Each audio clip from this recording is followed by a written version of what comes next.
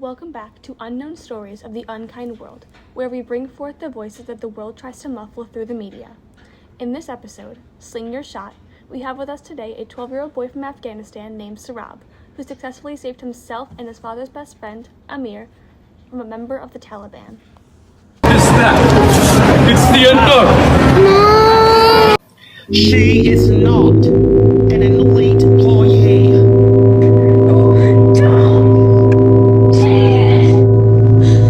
We miss you, and we're looking for you. And Steffi P from biology is pregnant. Oh my god. 12 hours after my shift. I'm already crying.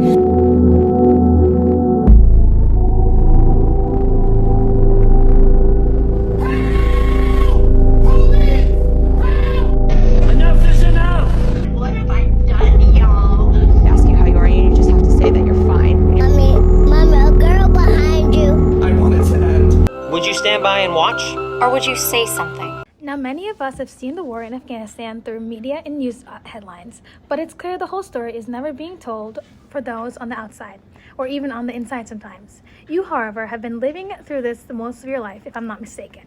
Can you tell us what your experience has been growing up and spending your childhood in Afghanistan under the Taliban's rule? Did you ever get to be a kid? I was born in the winter of 1990, so before the Taliban took over Afghanistan. War raged throughout most of my early childhood, but my father, Hassan, managed to help create some of my happiest memories despite it all. On the days where the violence eased up and it was safe enough, he would take me to places like the zoo, the cinema, or to watch kite fighting. He also taught me how to use my slingshot. That was my favorite. In 1996, when the Taliban took control of the country, I remember seeing my father cry, even if they had put an end to the daily fighting that was ravaging.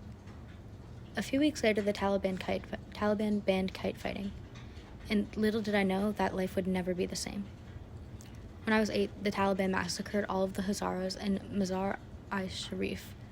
I, myself, am a Hazara, and I think that's when I started to figure out that no matter how much my father tried to protect me, we'd never truly be safe. Thankfully, we'd lived with a Pashtun man named Rahim Khan, who had watched my father grow up, and he let us stay with him, protecting us. When I was around 11 years old, Rahim Khan had gone away and left my family all alone in the house. The Taliban had heard of a Hazara family that was living alone in a house in Wazir Akbar Khan and told us we had to move out by sundown, even after we told them that we were living with Rahim Khan. My father tried to protest, and the Taliban members brought him out into the street and executed him, along with my mother when she tried to fight back.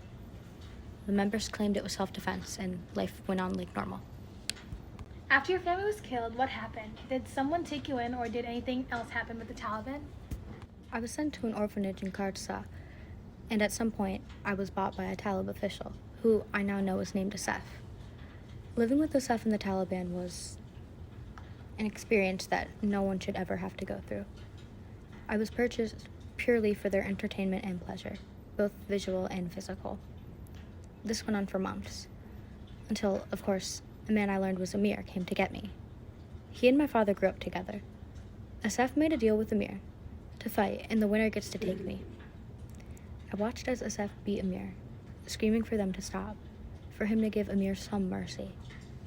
It got to the point where I had enough, and I grabbed my slingshot and a brass ball from the ring of the table base. I begged Asef to stop, and the next thing I know, I'm letting go of the cup of the slingshot. Asef started screaming. Blood and this white substance were oozing out of his eye, and Asef had rolled onto the ground. I grabbed Amir's hand and pulled him out of the house with me, running to the car parked outside and never looking back. Now, your father must have told you stories of him and Amir from when they were children themselves, when everything was different. However, you had never met him before, only the version of the boy your father knew in a distant memory. Out of nowhere, he shows up, claims he wanted to take you somewhere away from all this, and next thing you know, you're watching him and Asef battle it out life or death, over you. In all of this, how did you feel when you saw Amir and he came to basically rescue you? I hadn't expected my father's loyalty to their family to pay off.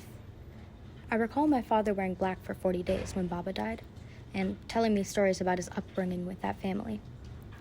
For Amir to still come and try to save me, no matter what happened between them, that I've never learned, is Truly an amazing display of how loyalty comes through in the end. Everything seems to have been a whirlwind up until that moment. Why did you do it? I mean, suddenly fighting against the man who had bought you, who you were living with, and who was treating you like an entertainment trick. What pushed you to those actions? My father always spoke highly of Amir when he talked of their past, and standing up to Asef felt like what was right. People say that I'm just like my father, and I wanted to do him justice. Do our people justice.